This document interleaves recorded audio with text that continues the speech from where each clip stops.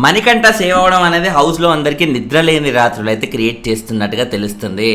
అవి sleeping pills వేసినా కూడా మనీ పిల్స్ ముందు అస్సలు వర్కౌట్ అయ్యేలా లేవు. ఆ రేంజ్లో షాక్లో ఉన్నారనమాట.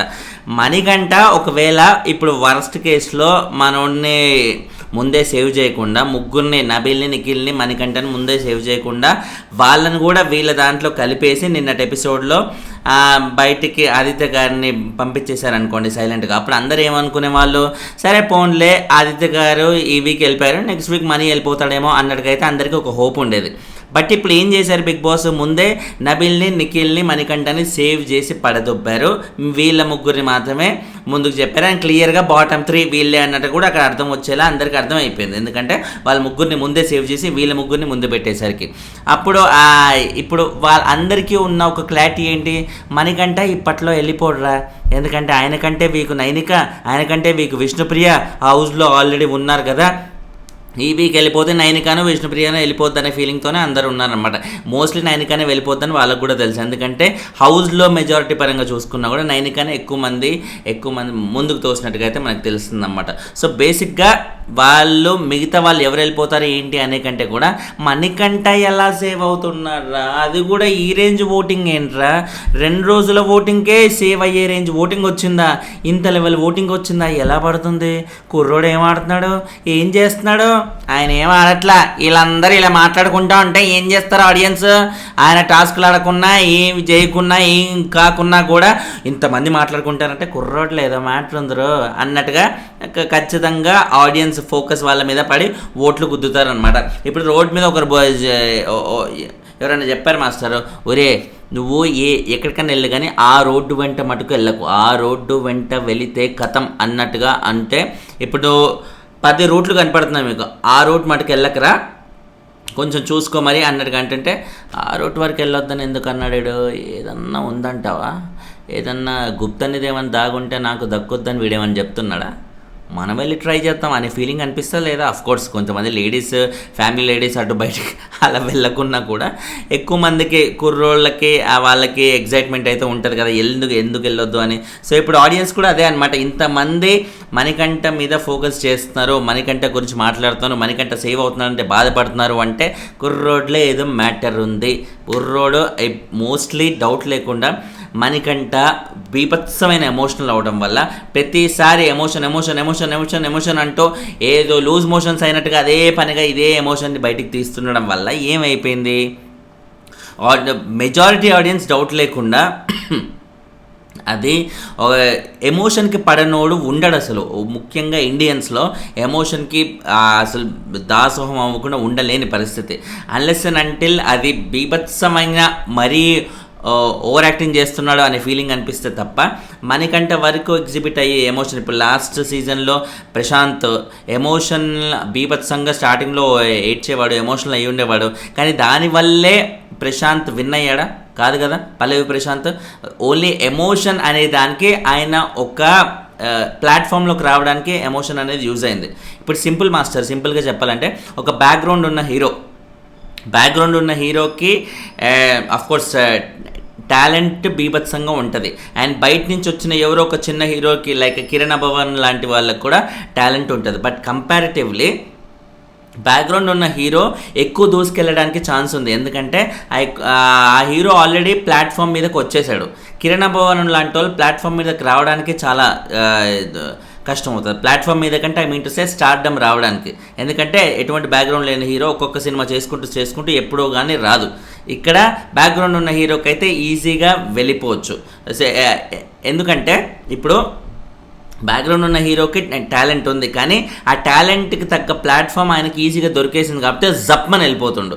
అండ్ ఇక్కడ ఈ బ్యాక్గ్రౌండ్ లేని కిరణ్ అభవన్ లాంటి వాళ్ళకి కూడా టాలెంట్ ఉంది, కానీ ఆ ప్లాట్ఫామ్ దక్కించుకోవడానికి చాలా టైం పడుతుంది. ఎందుకంటే ఆయన ఒక యాక్షన్ హీరోగా జనాలు యాక్సెప్ట్ చేయడానికి టైం చాలా పడుతుంది. ఇప్పట్లో కాదు. యాక్షన్ హీరో ఎందుకు చిన్న చిన్న సినిమాలు చేసుకోవచ్చు కదా, ఏదన్నా ఇట్లా నాని లాంటి వాళ్ళు చేసే సినిమాలు చేసుకోవచ్చు కదా. అఫ్కోర్స్ నాని కూడా ఇప్పుడు మళ్ళీ యాక్షన్ సినిమాలు మొదలు పెట్టాలి, అది వేరే విషయం. కానీ ఇప్పుడు ఏంటంటే ఒక మామూలు సినిమాకి యాక్షన్ సినిమాకి ఖచ్చితంగా తేడా అనేది ఉంటుంది కదా. మామూలు సినిమా ఎంత super duper hit bumper block buster అయిపోయినా కూడా ఒక యాక్షన్ సినిమా యావరేజ్గా ఆడినప్పుడు వచ్చే కలెక్షన్స్ ఒక సూపర్ బ్లాక్ బస్టర్ అనే క్లాస్ సినిమాకి రాదు. సో రెండింటికి ఫరక్ అదనమాట, ముఖ్యంగా తెలుగులో మటుకు.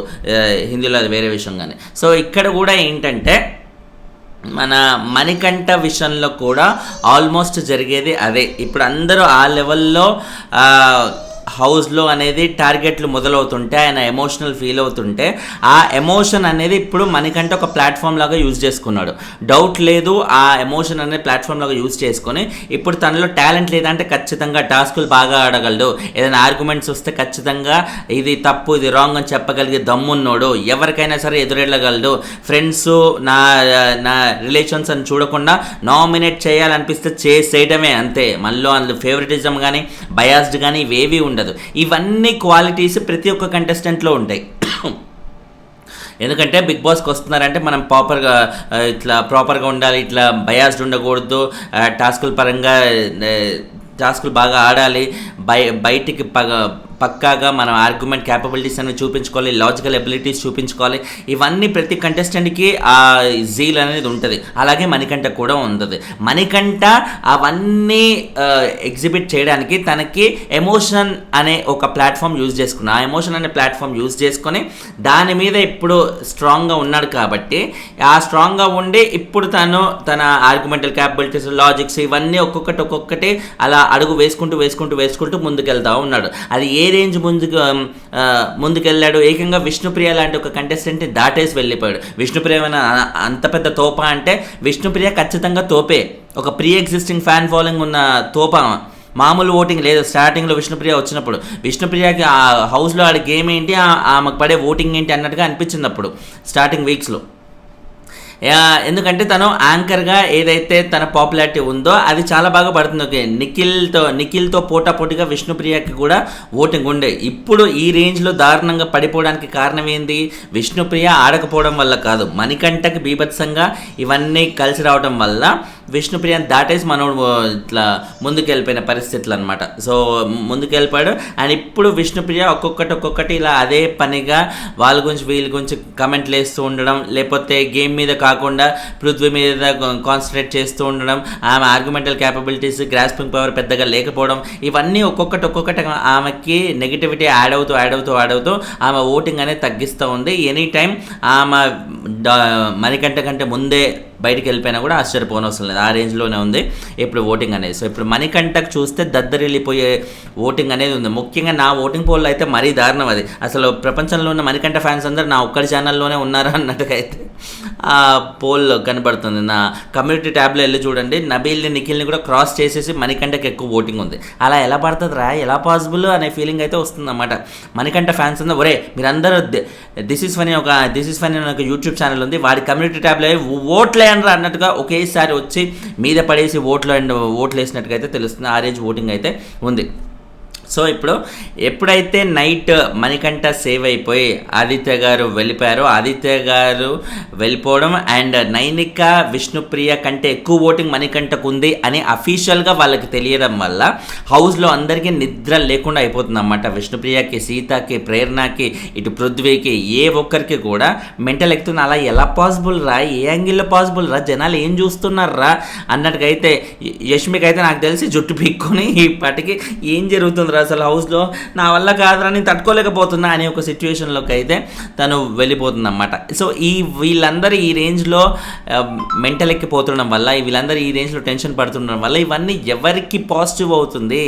మణికంఠకే పాజిటివ్ అవుతుంది. మళ్ళీ ఇప్పుడు ఆర్గ్యుమెంటల్ క్యాపబిలిటీస్ బాగా ఉండడం, టాస్కులు బాగా ఆడటం, ఇవన్నీ ప్రతి కంటెస్టెంట్లో ఉంటాయి. అవన్నీ మణికంఠలో కూడా కొద్ది వరకు ఉన్నాయి. ఆ కొద్ది వరకు ఉండడంతో పాటు వీళ్ళందరూ వేసుకునే ఈ కమెంట్ల వల్ల మణికంఠకు వచ్చే సింపతి ఎక్కువగా ఉంది. సో ఈ టాస్కులు, ఆర్గ్యుమెంటల్ క్యాపబిలిటీస్ని వీళ్ళందరూ మాట్లాడే మాటల వల్ల వచ్చే మణికంఠకు సింపతి అనేది కంప్లీట్గా ఓవర్ షాడో చేసేసి మణికంఠని సూపర్ స్ట్రాంగ్ చేసేస్తుంది అన్నమాట. చేస్తుండడం వల్లే, అంత స్ట్రాంగ్ అవుతుండడం వల్లే ఇప్పుడు మనకంటే ఆ రేంజ్ ఓటింగ్ అయితే పడుతుంది. హౌస్లో ఉన్న ప్రతి ఒక్కరూ ఇలాగే ఎలాంటి లాజిక్ లేకుండా పిచ్చిగా మనకంటే కొంచెం మాట్లాడారు. ఎలా సేవ్ అవుతున్నారా ఏంట్రా అసలు, అర్ధరాత్రి ఆ బెల్లు అవి మోగినప్పుడు మిడ్ వీక్ ఎలిమినేషన్ అని ఫస్ట్ ఎక్స్పెక్ట్ చేసిందే ఆయన. ఎక్స్పెక్ట్ చేసి తీరా అక్కడ వెళ్ళి ఒకరిని సెలెక్ట్ చేసుకోమంటే సెలెక్ట్ చేయడానికి మళ్ళీ అంతసేపు తీసుకున్నాడు, మళ్ళీ ఓవర్ యాక్షన్ లాగా చేస్తున్నాడు అని. అండ్ ఆదిత్య గారు బయటికి వెళ్ళిపోయాక మనకంటే ఒక్కడే కెమెరాస్తో మాట్లాడుతుంటే ఒక్కడే కెమెరాస్తో ఏం మాట్లాడుతున్నాడు రా, ఏంది వీడు ఏం చేస్తున్నాడు అని మళ్ళీ దాని గురించి టెన్షన్ పడ్డాం. ప్రతి ఒక్కటి మనకంటే చేసే ప్రతి దాని గురించి అందరూ మాట్లాడుకుంటున్నారు. నైనిక ఒక్కటి ఏమంటుంది, అసలు మీరు అందరూ ఎందుకు పట్టించుకుంటున్నారు ఆయనని, మీరు అసలు అటెన్షన్ ఇవ్వడం మానేయండి, మీరు పట్టించుకోకుండా ఉండండి అన్నట్టుగా అయితే అంటున్నాను. నిజానికి మనకంటే గురించి అందరూ ఇలా మాట్లాడుకోవడం వల్లే ఆయన ఆ రేంజ్లో హైలైట్ అవుతున్నాడు. ఇప్పుడు వీళ్ళు మాట్లాడుకోకుండా వాడు చావనివ్వండి, నా గేమ్ కోసం నేను వచ్చాను అన్నట్టుగా సైలెంట్గా ఉండి ఎవరి గేమ్ వాళ్ళు ఆడుకోవడం మొదలు పెడితే మటుకు అస్సలు ఏమాత్రం కేర్ చేయకుండా మనకంటే ఏం చెప్పినా ఏం చేసినా కూడా ఓకే థ్యాంక్ యూ అన్నట్టుగా ఇలా రియాక్ట్ అవుతుంటే ఆయనకు అటెన్షన్ రాదు కదా. మనకంటే ఏదన్నా నోరు తెరిచి గట్టిగా అరవాలి అంటే అవతల మనిషి ఏదో ఒకటి అంటూ ఉండాలి. బట్ అవతల మనిషి అనకుండా సైలెంట్గా ఉంటే మనకంటే నోరు తెరిచి అరవడానికి ఎక్కడ ఉంటుంది? నోరు తెరిచి అరవకుంటే సింపతి ఎక్కడి నుంచి వస్తుంది? ఎక్కడి నుంచి తనకి తాను మాట్లాడుకుంటే ఏ సింపతి రాదు కదా. ఎవరో వచ్చి గెలిగితేనే కదా అయ్యేది. ఇప్పుడు టాస్కులు ఉన్నాయి, ఇప్పుడు రీసెంట్గా జరిగిన బొమ్మల టాస్క్, ఆ రేంజ్లో అంతమంది అటు సైడ్ టీం వాళ్ళు దూరం చేసి ఇటు సైడ్ టీం వాళ్ళు దూరం చేసి మధ్యలో మనకంటే పెట్టడం వల్ల ఏమవుతుంది? మనకంటే సింపతియే అవుతుంది. అందరూ మనకంటే దూరం చేశారు, కార్నర్ చేశారు అనే ఫీలింగే అందరికీ వస్తుంది. నబీల్ ఇన్ఫ్యాక్ట్ చాలా బాగా అనాలిసిస్ చేశారు దీన్ని. డైరెక్ట్ మనకంటతోనే చెప్తూ, ఒరే బాబు నువ్వు ఇన్ని వారాలు ఇట్లా సస్టైన్ అవుతున్నావు అండ్ ఇప్పుడు మంచి ఓటింగ్ నీకు వచ్చింది, సో ఇప్పుడు ఈ రేంజ్లో ఓటింగ్ ఉన్నప్పుడు దీన్ని నువ్వు కాపాడుకోవాలి, ప్రాపర్గా ఉండాలి. అండ్ మేబీ అందరు నిన్ను కార్నర్ చేస్తున్నట్టే ఆ సిచ్యువేషన్స్ అలా అనిపిస్తున్నారా, కాబట్టి నీకు జనాల సపోర్ట్ అయితే నీకు వచ్చేసింది అని మన నబీల్ అయితే బాగా అర్థం చేసుకున్నాడు. బయట ఏం జరుగుతుంది అనే ఆస్పెక్ట్లో నబీల్ పర్ఫెక్ట్గా గ్రాస్ప్ చేయగలిగాడు. నాకు తెలిసి పాస్ట్ సీజన్స్ బాగా చూసి అన్ని అవపోసని పట్టి వచ్చినట్టున్నాడు. నబీల్కి ఒక్కడికి క్లారిటీ ఉంది. అందుకే ఓటింగ్ పరంగా కూడా అండ్ హౌస్లో జరిగే ఎంటర్టైన్మెంట్ ఆస్పెక్ట్లో, ఆర్గ్యుమెంటల్ క్యాపబిలిటీస్లో ఇలా ఏ పరంగా చూసుకున్నా కూడా నబీల్ ఈజ్ ద బెస్ట్ అన్నట్టుగానే మనకు కనబడుతున్నాడు. సో అందుకే మనకంటేనే ఇన్ఫ్యాక్ట్ మొన్న చీఫ్ కంటెంటర్గా డిస్క్వాలిఫై చేయాలి అనుకున్నప్పుడు కూడా వాళ్ళ క్లాన్లో ఉన్నప్పుడు, సీత క్లాన్లో ఉన్నప్పుడు నబీల్ ఒక్కడే అన్నాడు, కాదు మనకంటే కూడా ఒక ఛాన్స్ ఇచ్చి చూద్దాం, ఎందుకంటే మనం అన్నెసరీ కార్నర్ చేస్తున్నట్టుగా ఎందుకు అనే మాట ఫస్ట్ యూజ్ చేసింది కూడా నబీలే. సో ఆయనకు మొత్తం క్లారిటీ పిక్చర్ క్లియర్గా ఉంది. మనకంటే వేవ్ నడుస్తుంది బయట, మనకంటే వేవ్ నడుస్తున్నప్పుడు మనం ఇలా ఆయన టార్గెట్ చేసుకుని పోతే ఆయన ఇంకా పాపులర్ అవుతాడు. కాబట్టి ఆ వేవ్ తగ్గించాలంటే మనకంట పైన మనవి ఇంత కోపాలు, ద్వేషాలు, ఆయన గురించి మాట్లాడుకోవడాలు ఇవన్నీ తగ్గించి అసలు మామూలుగా ఉండాలి, అందరిని ఎలా చూస్తామో ఆయనను కూడా అలాగే చూడాలనే ఫీలింగ్ నబీల్కి ఉంది. ప్లస్ నైనిక కూడా ఆయనకి వాళ్ళ అటెన్షన్ అనేది ఇవ్వకూడదు, ఇవ్వడం వల్ల ఆయన పెద్దగా అవుతున్నాడు, చాలా కామ్గా ఉండండి అనే ఫీలింగ్తోనే ఆమె ఇప్పటికి కూడా ఓటింగ్ ఇంకా కంటిన్యూ అవుతూనే అన్నారు కదా. సో నాకు తెలిసి ఈ వీకెండ్లో ఇప్పుడు మనకంటే ఈమెకి ఎక్కువ ఓట్లు పడతాయి, మనకంటే బయటికి వెళ్ళిపోతాడనే ఫీలింగ్లోనే ఈమె ఇంకా ఉంది నైనికకి. సో ఆమె ఏ రేంజ్ హోప్లో ఉందో చూడండి. అది హోప్ లోపల భయం వేస్తున్నా కూడా బయటికి అది అంటే అన్నెసరీ మళ్ళీ మనకంటే పెద్ద చేసినట్టుగా అవుతుందనే ఉద్దేశంతో ఆమె అనట్లేదేమో నాకు అనిపించింది. ఎందుకంటే ఆమెకు మనోడికి అటెన్షన్ ఇవ్వద్దు అని చెప్పిన మాటే ఈమెనే చెప్పింది. అది మనకంటే అటెన్షన్ ఇవ్వద్దు అన్న చెప్పిన ఈమె మళ్ళీ ఎందుకు చెప్తుంది అలా, మనకంటనే సేవ్ అవుతాడు, నేనే బయటికి వెళ్ళిపోతానని ఎందుకంటది అన్నదు. సో వెరీ ఇంటెలిజెంట్గా నైనిక అండ్ నబీల్ వీళ్ళిద్దరు మాత్రమే తెలివిగా ఆలోచిస్తున్నారు. మిగతా వాళ్ళ మటుకు అదే పనిగా మనకంటే కొంచెం నెగిటివ్గా మాట్లాడుకుంటూ పోతున్నారు. ఇవన్నీ వాళ్ళకే నష్టం. మనకంటే ఫుల్ లాభము, ఫుల్ కంప్లీట్గా బాగా వర్కౌట్ అయ్యే అవకాశం ఉంది. గేమ్ పరంగా రచ్చ లేపే ఓటింగ్ అయితే ఆల్రెడీ మనకంటకు పడుతుంది. డౌట్ లేకుండా ఈ వారమే కాదు కొన్ని వారాలు అయితే ఖచ్చితంగా కంటిన్యూ అయ్యే అవకాశం ఉంది ఈ పర్టికులర్ ఓటింగ్తో. బట్ నాకేమనిపిస్తుందంటే వైల్డ్ కార్డ్స్ ఇప్పుడు ఉన్న వాళ్ళలో వైల్డ్ కార్డ్స్ వచ్చే వాళ్ళు ఒకవేళ గంగవ్వ వస్తుందనే టాక్ ఉంది. గంగవ్వ వస్తే మటుకు డెఫినెట్లీ సింపతి యాంగిల్ అనేది కంపారిటివ్లీ ఇప్పుడు మణికంఠన గంగవ్వన అంటే ఎవరన్నా కళ్ళు మూసుకొని మరి గంగవ్వ వైపే వెళ్తారు. ఎందుకంటే ఆవిడ ఏజ్లో చాలా పెద్దది కాబట్టి ఆవిడ చిన్న ఇట్లా టాస్క్లు ఆడలేదు, లేకపోతే ఏదన్నా ఆడితే ఫిజికల్గా తన బాడీ సపోర్ట్ చేయలేదు, చుట్టూ ఉన్న ఏసీ గదుల్లో తన బాడీ తట్టుకోలేదు ఈ టెంపరేచర్స్కి, తన పల్లెల్లో పెరిగిన వాతావరణం కాబట్టి ఇక్కడ చాలా ఇబ్బంది పడుతుంది. ఈ 1,00,000 యాంగిల్లో అనేవి మన గంగవ్వకు బాగా వర్కౌట్ అయ్యి ఫేవర్గా వర్కౌట్ అయ్యి సింపతి అనేది బాగా వచ్చేస్తాయి. ఒక మనిషికి ఒకే సీజన్లో 2 మనుషులకు సింపతి రావడం అనేది కాని పని, అది ఒక్కరికే వస్తుంది. సో సింపతి ఈ రోజు వరకు ఈ వీక్ వరకు మణికంఠతో ఉంటే నెక్స్ట్ వీక్ నుంచి డౌట్ లేకుండా అది గంగవ్వకి షిఫ్ట్ అవుతుంది. ఒకవేళ గంగవ్వ వస్తే మటుకు ఆమెకు షిఫ్ట్ అయ్యే అవకాశాలే ఫుల్గా ఉన్నాయన్నమాట. ఒకవేళ షిఫ్ట్ అవుతే కథం, ఇంకా మణికంఠ ఆట ఇక్కడితో క్లోజ్ అనుకోవాలి. సింపతి లేకపోతే ఇప్పుడు మిగతా కంటెస్టెంట్స్ లాగే ఆయన కూడా టాస్కులు బాగా ఆడటం, ఆర్గ్యుమెంట్స్ బాగా పెట్టుకోవడం, ఇవన్నీ ద్వారా నెట్టుకు రావాల్సి వస్తుంది. ఈ ప్లాట్ఫామ్ అనేది వెళ్ళిపోతుంది. ఆయన ఒక బ్యాక్గ్రౌండ్ ఉన్న హీరో నుంచి కిరణ్ అబ్బవరం కావాల్సి వస్తుంది అనమాట. మళ్ళీ he's back to Kiran Abbavaram అన్నట్టుగా ఇప్పటి వరకు ఆయన ఒక విజయ్ దేవరకొండ లాగా ఉన్నాడన్నమాట. ఇప్పుడు ఆయనకి ప్లాట్ఫామ్ దొరికి, అర్జున్ రెడ్డి లాంటి ఒక ప్లాట్ఫామ్ దొరికి, యాక్షన్ సినిమా దొరికి బీభత్సంగా స్టార్ అయ్యాడు. ఇప్పుడు మళ్ళీ గంగవ్వ వస్తే ఆయనని కిరణ్ అబ్బవరం నుంచి ఆయన విజయ్ దేవరకొండ నుంచి మళ్ళీ కిరణ్ అబ్బవరం చేసే అవకాశాలే ఫుల్గా ఉన్నాయి.